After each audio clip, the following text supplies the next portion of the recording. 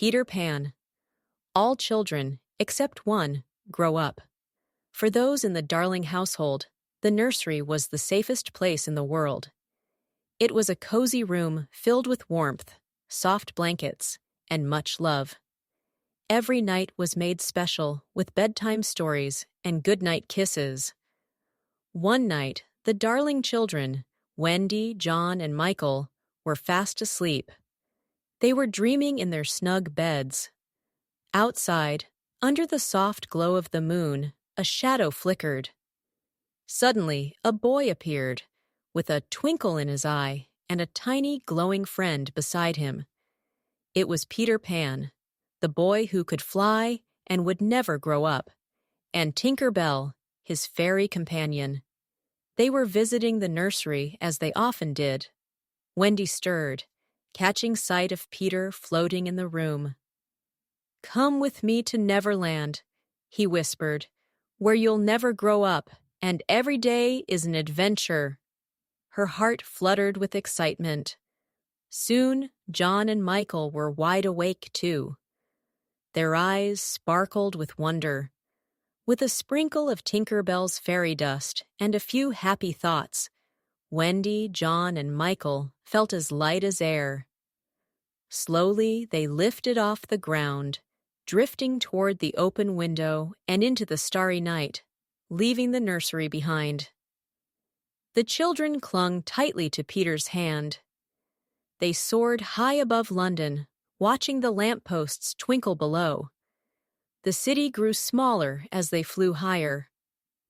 "Second star to the right and straight on till morning," Peter directed them. The boy laughed and spun through the sky, as fearless as ever. He zigzagged playfully. Sometimes he'd drop down low and then soar upwards with a joyful shout, daring the others to keep up. Wendy, John, and Michael tried their best to follow, but Peter was too quick. Now and then, he'd call out to them, "Faster! Higher!" as if they were in the greatest race ever. Tinker Bell zoomed around them in shining circles, her trail of fairy dust lighting up the night sky. Peter's eyes sparkled with excitement. As dawn crept in, they spotted it. Neverland. Neverland was an island filled with wonders. It had green jungles, sparkling lagoons, and mountains that touched the clouds. Wendy, John, and Michael stared in amazement. Fairies flitted through the trees, mermaids splashed in the lagoons, and pirate ships hid in shadowy coves. With Peter leading the way, this island promised endless adventure. Peter led Wendy, John, and Michael to his hidden underground hideout. It was the secret home of the Lost Boys. Each boy was wild and adventurous, just like Peter. The boys were dressed in clothes made from leaves, vines, and bits of the forest patched together in clever, scrappy ways. They had playful names that matched their personalities. There was Slightly, who was always just a little proud, Toodles, the shy one, and Nibs, the boldest, was always ready for a dare. The Lost Boys cheered when they saw Peter. They gathered around him and his new friends eagerly, their eyes wide with curiosity. Wendy quickly felt at home, as though she belonged with them. The boys adored her right away, too. They were drawn in by the warmth in her voice as she told them stories, filling their underground hideout with comfort and joy. For these boys, who'd never known a mother, Wendy's gentle words and caring ways felt magical. As she spoke, each boy hung onto her every word, their faces brightened with wonder. Wendy felt her heart swell with happiness. For the first time, the Lost Boys had something that felt like a family, a true home. Out in Neverland, not everyone was friendly. On a dark, scary ship called the Jolly Roger, there lived a band of pirates led by Captain Hook. Hook was the fiercest pirate of all. He wore a grand coat with a big feathered hat. He had a ferocious scowl that could send shivers through even the toughest pirates. Hook hated Peter more than anything. Long ago, during a duel, Peter had cut off his hand. Ever since, the pirate had worn a sharp silver hook in its place. Captain Hook spent his days stomping around the deck, always thinking of ways to capture Peter. He dreamed of the day he'd make Peter walk the plank. He often shouted, "This time Peter Pan will be mine!" His scruffy crew cheered him on, though they stayed a safe distance from their terrifying captain. But there was one thing the pirates feared even more than Hook: the steady sound of tick-tock, tick-tock. After Peter had cut off Hook's hand, a hungry crocodile had swallowed it and developed a taste for Hook. The crocodile had also swallowed a clock. Now, every time it came near, you could hear that steady ticking sound. Whenever Hook heard it, he would freeze, shiver, and then dash away as fast as he could. His terrified crew would scramble behind him, desperate to escape the relentless, ever-hungry crocodile.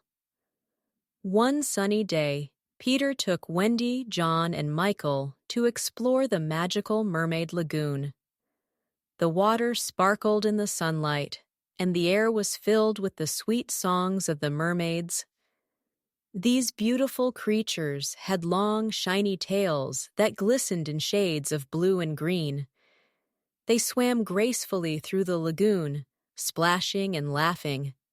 Some mermaids sat on rocks, combing their flowing hair with seashells.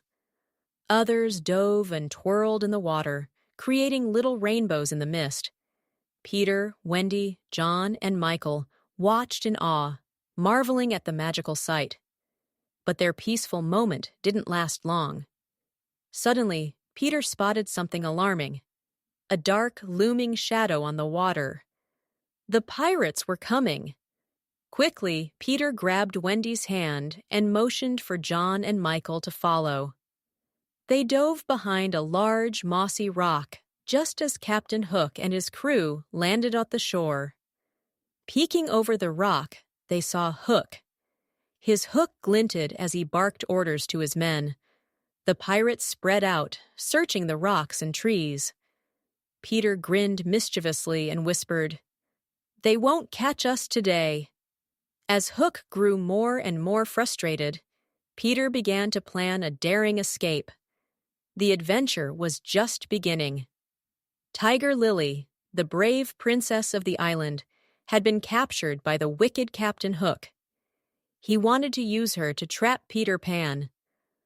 Hook tied the princess to a rock in the lagoon, where the rising tide would soon reach her.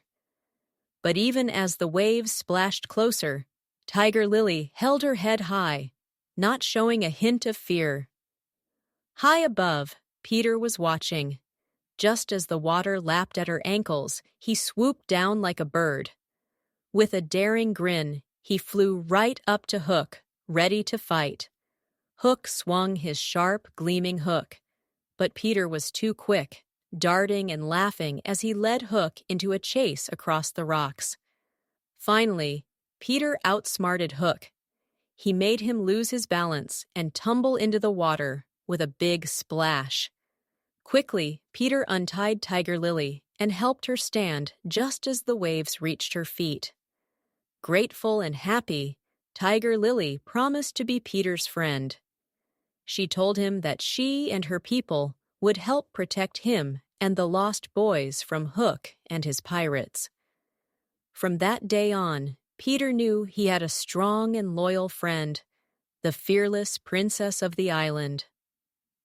Back at their hideout, Wendy gathered the lost boys around her to tell them stories of her home and family. She spoke of her mother's gentle hugs and kind words. She also told them how, every night, her parents would come to kiss her and her brothers good night. Her mother would sit by their beds and tell them tales of adventure, love, and bravery. The lost boys listened with wide, wonder-filled eyes, imagining this life they'd never known. This was a life where someone waited for you, cared for you, and loved you every night. Wendy painted a world of comfort and safety, a place where you never had to feel alone. Peter sat apart, listening with a frown. The idea of a family, of growing up and leaving Neverland, sounded awful to him. He wanted to stay in Neverland forever. There, adventures never ended, and no one had to worry about grown-up things. But Wendy felt differently. She missed her home and her parents. Deep down, she knew that one day she and her brothers would have to return. She cherished her time in Neverland, but understood that the real world, with its warmth and love, was waiting for them. It wasn't long before Captain Hook and his band of pirates captured Wendy, John, Michael, and the lost boys. With ropes tied tight around their wrists, the children were marched to the fearsome pirate ship. Hook's wicked laughter echoed across the deck as he delighted in his victory, certain he had finally beaten Peter Pan. Once aboard, Hook tried to convince the children to join his crew. "Wouldn't you like to be pirates?" he sneered, promising them treasures and adventure. The lost boys glanced at each other, tempted for a moment. But Wendy, standing tall, spoke for them all. "We'll never join you." The children's voices echoed her bravery, refusing to betray Peter. Hook's grin turned into a furious scowl. "Then you shall all walk the plank," he thundered, pointing to the edge of the ship where the plank stretched over the dark, swirling water below. His pirates cheered and jeered, eager to watch. As they stood on the deck, their hearts pounding, Wendy, John, Michael, and the lost boys clung to hope. Though they were surrounded by sneering pirates, they believed in Peter Pan. Just when it seemed like all hope was lost, Peter Pan swooped down from the sky to rescue his friends. He zipped around the ship, laughing as he confused the pirates. They tried to catch him, but Peter was too fast, darting and spinning. He dodged their swords, causing chaos all over the deck. Peter spotted Captain Hook, who glared at him furiously. "It's you and me, Pan!" Hook shouted, raising his hook for one final duel. Peter grinned, ready for the challenge. They clashed, with Hook swinging his hook wildly, while Peter dodged every strike. Peter's laughter echoed across the ship, making Hook angrier and clumsier with each miss. Finally, Peter made a daring move, circling Hook until the pirate lost his balance and stumbled backward, right over the edge of the ship. Hook tumbled into the sea, and waiting below was the hungry crocodile. Hook's eyes widened in terror as he heard the tick-tock of the crocodile's clock. The crocodile opened its jaws wide, and Hook splashed away frantically, paddling as fast as he could. Seeing their captain in trouble, the pirates shrieked and scattered, abandoning the ship. As the tick-tock sound faded, Peter's friends cheered. Thanks to Peter's bravery and cleverness, they were safe, and Hook was gone, at least for now. After the final battle, Peter flew Wendy, John, and Michael back to London. The children felt a pang of sadness at leaving Neverland, but they knew it was time to return to their family and the world they had left behind. As they drifted down to the nursery window, soft moonlight filled the familiar room. Wendy looked back at Peter, her eyes glistening with a tear. "Will you come visit us?" she asked, hoping to see her friend again someday. Peter smiled mischievously. Goodbyes were not his style. He would always be the boy who never grew up, free to fly and roam forever. With a final wave, Peter Pan and Tinker Bell soared into the starry night, leaving the darling children with memories of a magical adventure they would never forget. Wendy, John, and Michael held the memories of Neverland close to their hearts, dreaming of flying, fairies, and brave battles with pirates. Peter returned to his adventures in Neverland, forever young and fearless. The darling children grew up, cherishing their time with Peter Pan in a place where magic would live on in their dreams.